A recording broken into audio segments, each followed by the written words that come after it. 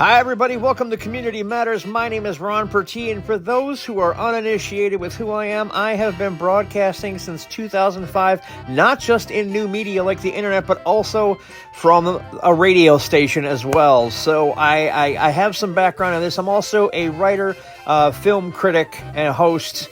And I want to thank you all for welcoming me into your world here on Community Matters. Today I want to talk about horror and how for the third year in a row it'll be stalking the Kemper Center here in Kenosha, September 13th and 14th. My guest today is David Haight. Like many filmmakers, he got his start in middle school, and now he's been working in the business semi-professionally for the last 10 years or so. The Kenosha native founded the Port of Fear Film Festival in 2022, and he's here today to talk about the third year. David, thank you so much for being here. Thanks for having me, Ron. Now, I got to ask you, when it comes to the film festival, right off the bat, what made you want to go to the Kemper Center as opposed to like a theater per se? Sure. So one of the things that Kenosha has is a lot of theaters. However, Yes. They are pretty much defunct. Mm-hmm. A lot of them have some substantial costs to renovate and restore them. The only theater that we really have in town is the Roadie. Right. And unfortunately, the Roadie at the time, they couldn't fit us into their schedule. Mm-hmm. So when we were starting the film festival, we had to find a way to get as many people into a room as possible. Mm-hmm. And the best way to do that when you're downtown is the Kemper Center. Okay. Because there's no convention centers down there. There's no huge spaces outside of maybe like one or two ballrooms that are going to cost way more than we going to have, the funding for. Right. So we partnered with Kemper Center, who's been one of our sponsors for the last 3 years. And, one of the big things that we've been trying to do is drive traffic there and let people see how cool their building is, Right. Especially when we do it up the way that Port of Fear does. Yeah, and plus, isn't it haunted? Or supposedly haunted? I cannot comment one way or the other. Are you not? Did you sign an NDA with the Kemper Center about the existence of ghosts? I did not. However, there's Google, and Yes. there's also a page on our Port of Fear website that specifically talks about Kemper Center, and you can see the history there. So if you are interested in learning more about the history, a quick Google search of Kemper Center will give you all sorts of stories, I'm sure. Come on, it's 2024. Nobody wants to Google anything. They want everything given to them. I'm in the Google generation still. Right. I can still use a phone book. So, it's a weird thing. Now, you've been making films since middle school. Was horror always something big for you in the very beginning, or did it something that you kind of got into later on? It probably, truth be told, almost all of my movies ended up being horror, Mm-hmm. like in the horror sphere.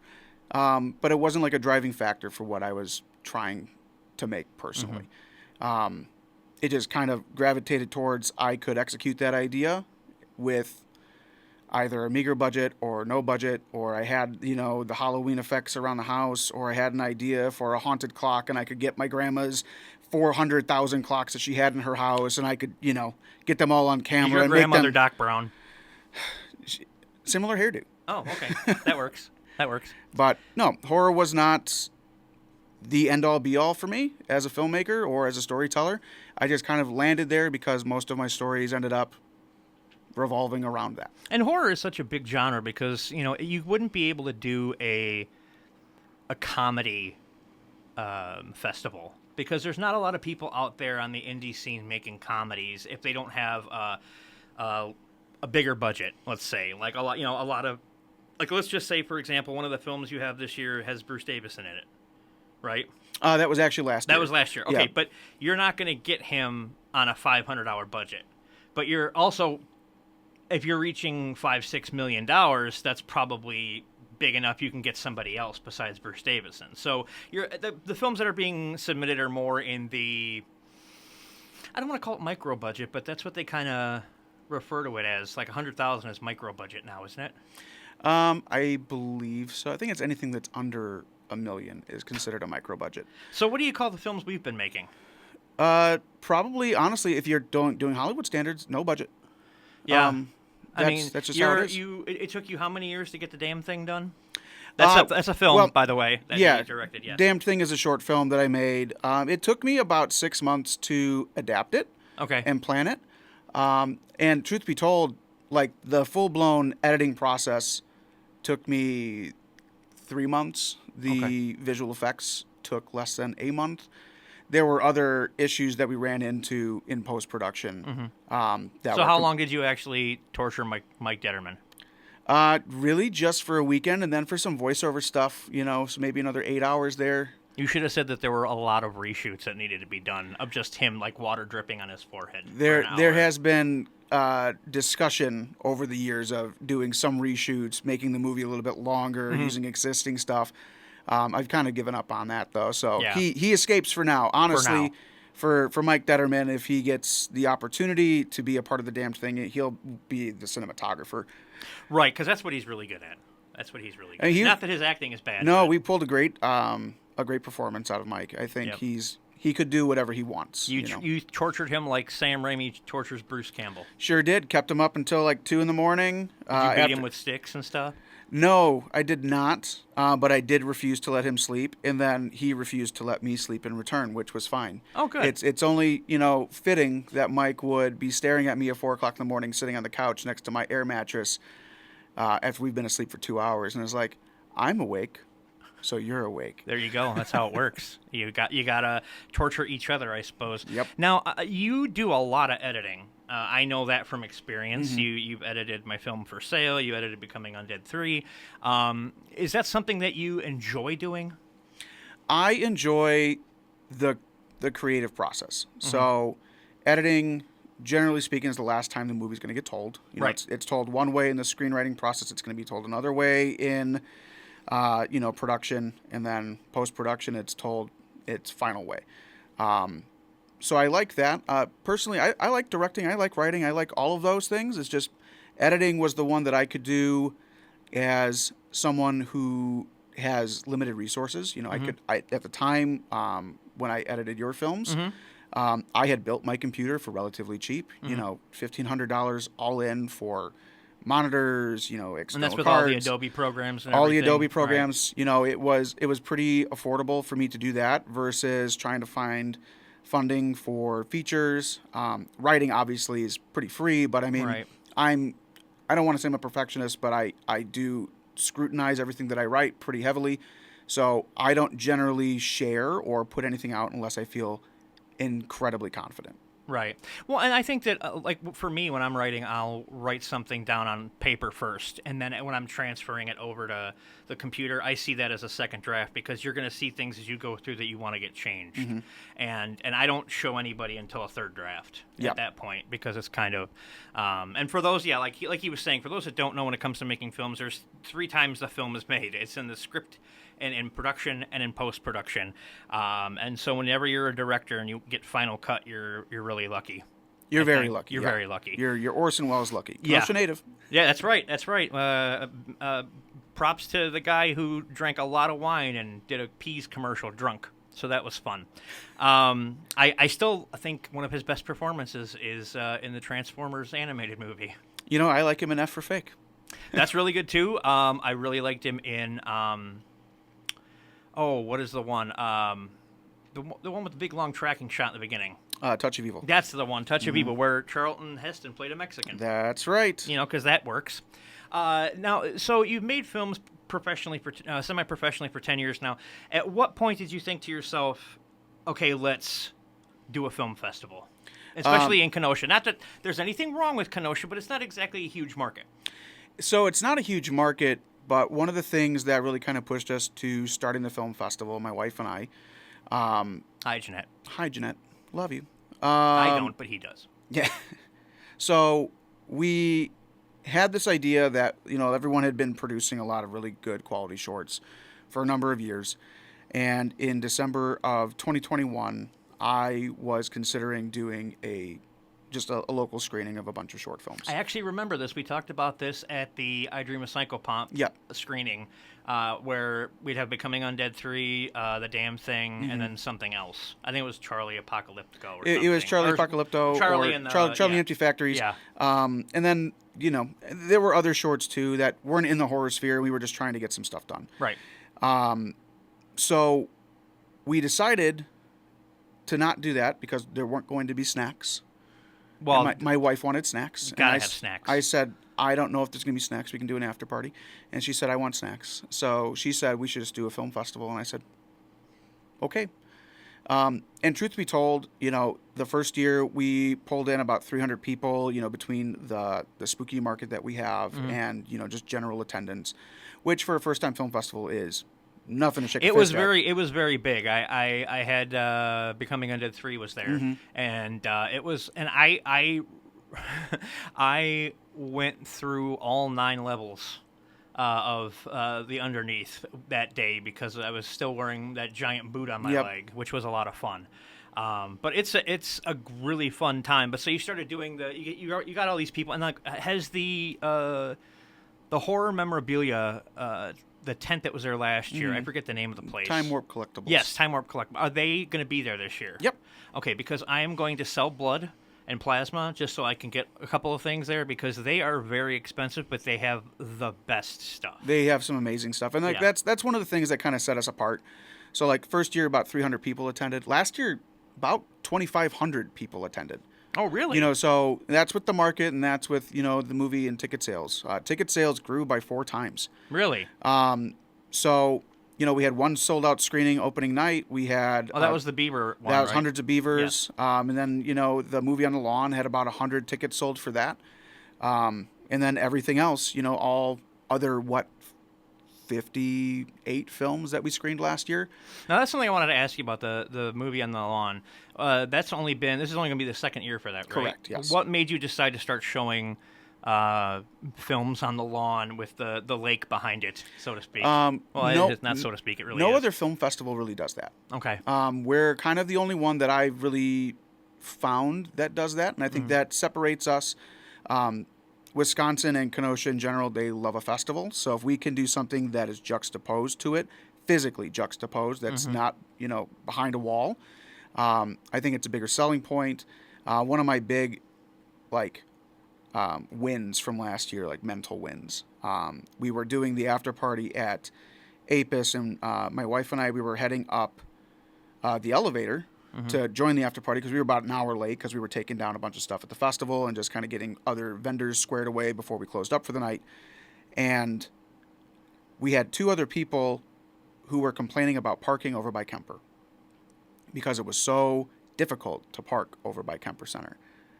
And we knew that was because of us. And you just sat there and got a little smile on your face like, that's our fault. I said that was us. That was us.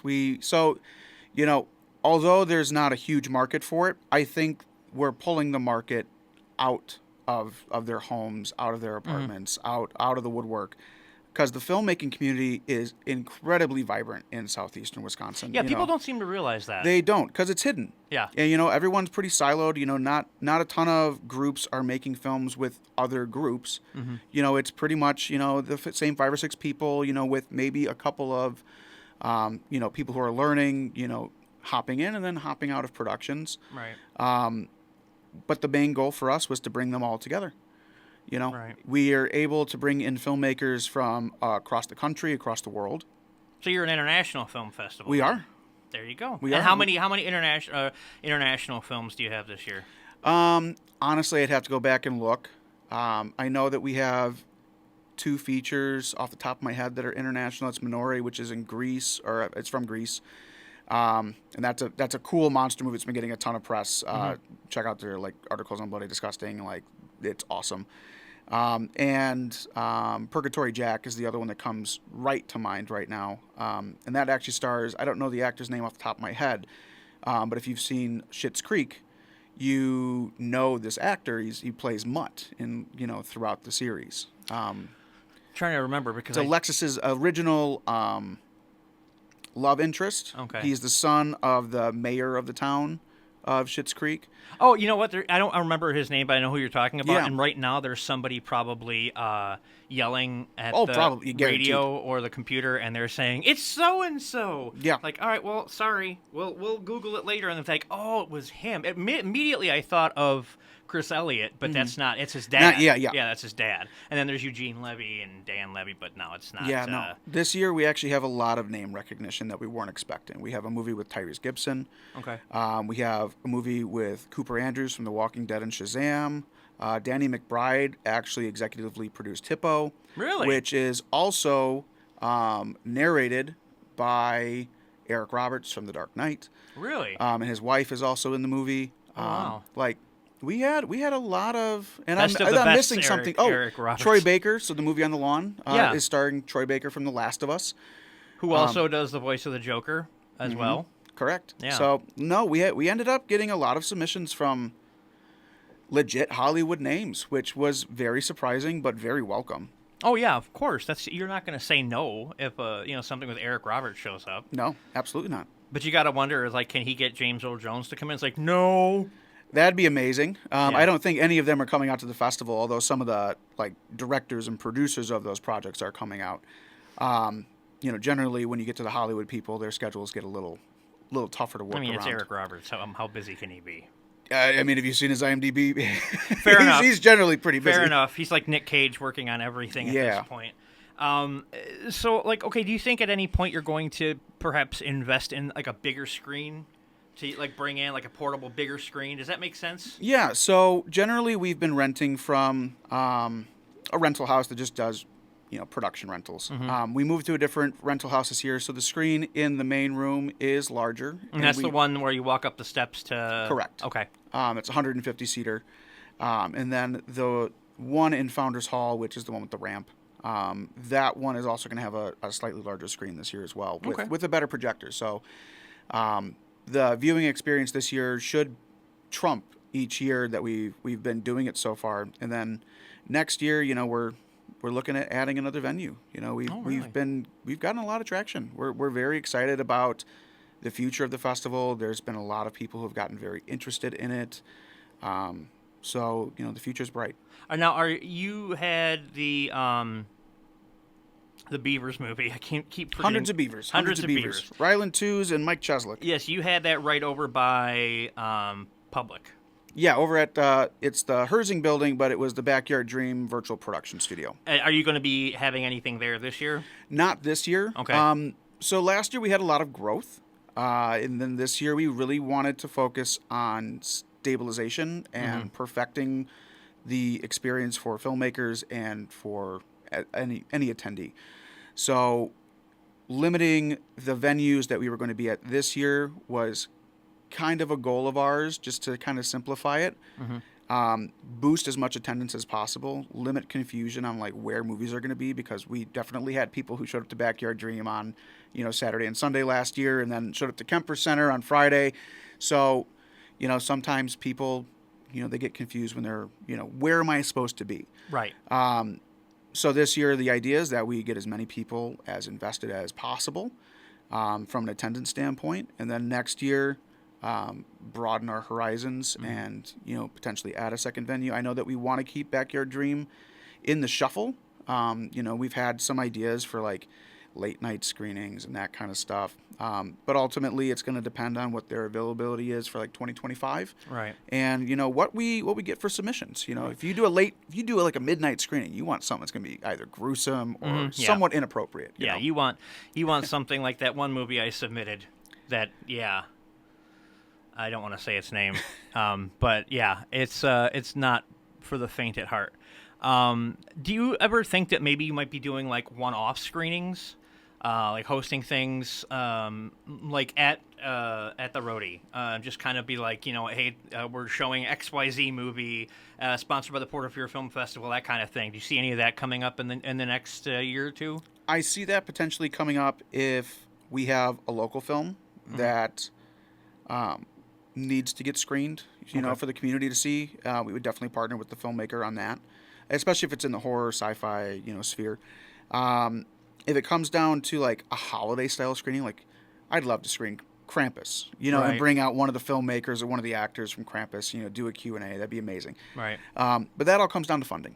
That comes down to scheduling funding, the bandwidth for people to really be able to plan and execute that. And right now, the majority of the year the team that's working on it is my wife and myself. Right. You know, so we're stretched a little more thin than I want to be to add more events right now. But if we're able to build our team, build out programming, and, you know, kind of assign those peripheral screenings throughout the year, we'd absolutely love to do it. Because I was thinking, you know, that what would be great is not so much Krampus, but if you want to get like something really that, and it would Silent Night, Deadly Night. Because Oh, yeah. I mean, especially since, you know, Wisconsin is where the whole ordeal started, because somebody saw the trailer for Silent Night, Deadly Night during Little House on the Prairie, Yeah. and Mom lost her mind, and all of a sudden, and for those that don't know, did you know Silent Night, Deadly Night was beating Nightmare on Elm Street in the theater before it got pulled for 2 weeks? It was Doesn't beating surprise Nightmare me. on Elm Street. Now that's crazy. Or you could just show part 2 because it's got most of part 1 in it. That's right. And you could bring out the guy who played the brother, you know, Garbage Day. I'm sure he's cheap. He might be. Hopefully he's still alive. I got to He check. is. Oh, He is. perfect. Yes. Perfect. Because they just showed Silent Night, Deadly Night 2 a few years ago on Joe Bob. Nice. Yeah. So, and then they impaled Darcy on antlers, like in As part you 1. should. As you should. Yes. So going forward, I mean, do you have any ideas what the second venue might be that you're interested in? So in case maybe they're listening, they're like, what is this Polter Theater you speak of? We have a couple of feelers out there for multiple venues. Mm-hmm. There's been no like hard agreements so far, so Mm-hmm. we're probably not looking at really coming to a conclusion on that until like, I don't know, maybe October. Probably Okay. around the time that we announce, you know, the opening of, you know, submissions for 2025 and vendor submissions for 2025. Isn't it great that everything is always like almost last minute ish? You know, it's not super last. I mean, it is Kenosha, so a lot of stuff is last minute. Yeah. But you know, we've been talking to people for about 3 months now. So can't guarantee anything, so I'm not going to say anything on the air. But the feelers are out there. There's definitely interest from those venues. So we're going to pursue whatever options work best for us and the venue. Perfect. Now, this year? Is there more vendors going to be at the festival? Like I know usually you have like Intoxicated. Mm-hmm. Yep. They're going to be there. Yep. They're there both days. Because I know their physical location closed, and that bugged me. But Yeah, but they still got their truck, so Okay. they'll definitely have their mocktails out there. We have a bunch of food trucks that are coming out. Captain Mike's will be out there. I think Oh, there they're you go. planning- That's what I'm saving my money for. Get some Captain Mike's oh, in me. dude. Let me tell you, I'm from the north side of Racine. I can't exactly get to Captain Mike's on a, you know, it's not easy to get there. it's all the not. No, time. it's about a 40-minute drive for Yeah, you. yeah. But Captain Mike's definitely. They'll have their burgers. I think last year they did in-theme mac and cheese. So I'm not sure if they're doing that or if they're going to do another in-theme style sandwich. We've got a ton of other food trucks coming out. We actually have about 25% more vendors this year than we did last year. Oh wow! So the parking lot's going to get even worse. Potentially. Yeah. Well, I You know, mean, food trucks generally they drive-ins. You know, so that's hopefully- not exactly a bad thing, though. No, it's not a bad thing for us. You know, we have overflow parking too. So I There mean, you that's yeah. we've got And what is solutions. the movie on the lawn this year? That'll be Phoenix Incident, and then that's one with Troy Baker. Okay. It's like a found footage documentary style film about a group of friends who are in the Phoenix Desert in Arizona, and they're just hanging out, and something comes out of the sky. Okay. The visual effects are wild. If you watch the trailer for Port of Fear, the last clip. Is from Phoenix Incident. The last clip before our title, our little bumper, is the so Phoenix it's kind of like Incident. Fire in the Sky. You'll have to see. Oh, I guess I'll hang You'll you have out to see. It's a definite must see. For me, it's a definite must see. Okay. So bring your lawn chairs because none are provided. That is correct.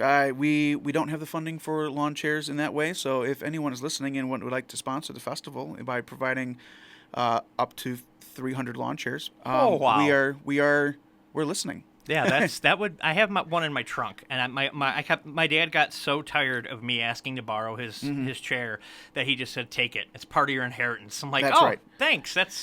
I see how much you can." But, No, you know, we anyway. do for that one too. Like there are like benches, you know, picnic Right. benches out there that, you know, for out of town filmmakers or people who just didn't read necessarily that it was bring your own chair. There are some seating options. I recommend bringing out a blanket, grabbing a snack from the spooky market, and just chilling on the lawn.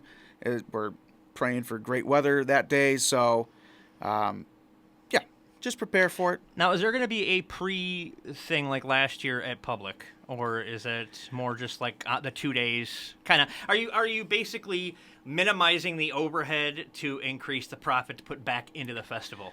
Well, we're not expecting necessarily any profit. Okay. Our main goal is to streamline the experience. Okay. So there isn't going to be like a pre-thing the night before because it would be Thursday. And right now, like we're still kind of testing the waters with how the Friday all day screening is. Mm-hmm. Next year we could open on a Thursday. We'll see. Right.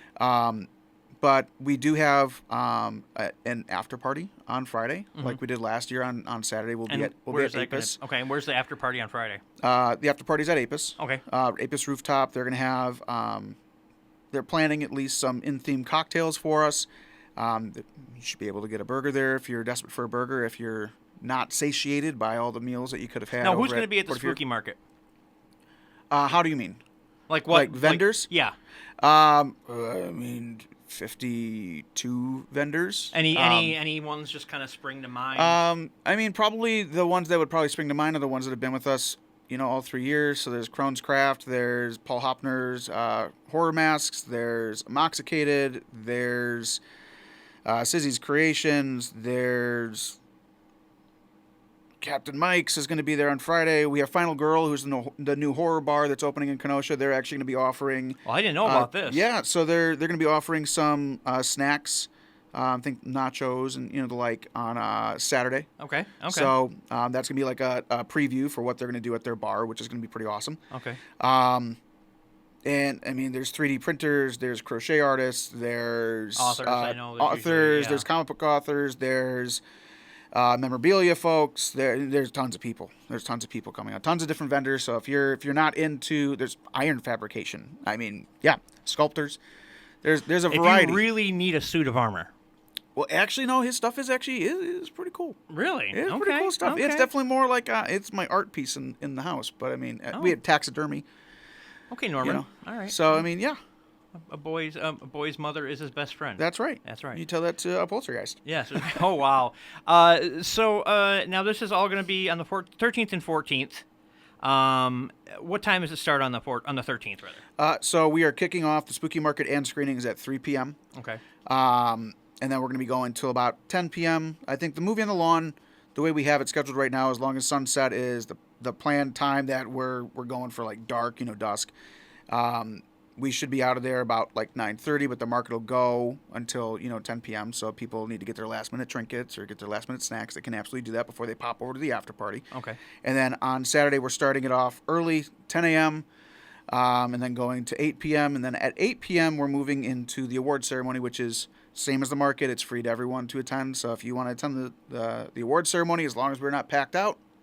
And this is at the Kemper Center, not at Apis. Correct. Okay. So and then after the award ceremony, we'll be moving over to Church and Market, and we'll have some snacks. And they're also planning on doing an in-themed horror cocktail for us. Okay, perfect.